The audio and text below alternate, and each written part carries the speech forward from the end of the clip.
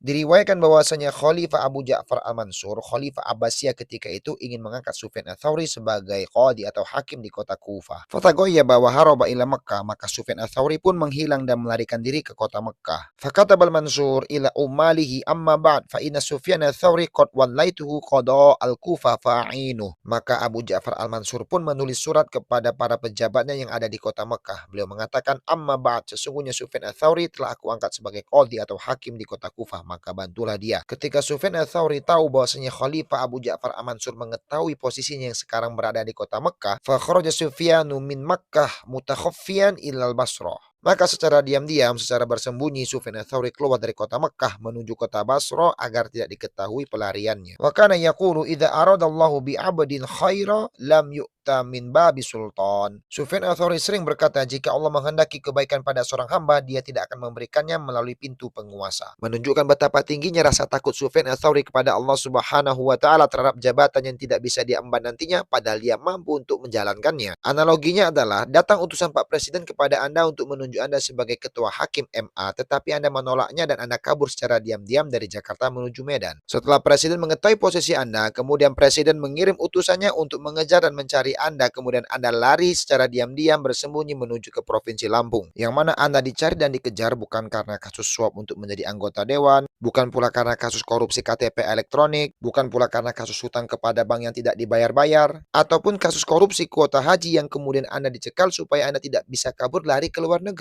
Yang biasanya keluar negeri karena alasan kunjungan kerja, urusan bisnis, ataupun berobat dari suatu penyakit. Berobat karena sakit padahal tidak benar-benar sakit, sedangkan rakyat yang sakit hatinya tidak benar-benar terobati di negerinya sendiri. Setelah beliau terusir dan bersembunyi, kemudian berpindah dari satu negeri ke negeri yang lain, beliau melakukan pekerjaan yang sederhana untuk mencari nafkahnya sendiri, serta menyibukkan diri dengan ibadah dan mengajar, bukan sibuk untuk mengurusi tambang. Beliau tetap bekerja karena memang beliau tidak memiliki aset yang bisa disita. Begitulah kehidupan ulama seharusnya, bukan orang yang ngaku-ngaku sebagai ulama ataupun ormas yang diselipkan kata ulama, apalagi mengambil keuntungan dari ibadah orang lain yang sudah ditunggu selama belasan bahkan puluhan tahun, yang mana hasil korupsinya kalau kita lihat angkanya, kita sampai mati pun bingung bagaimana cara menghabiskan uang sebanyak itu.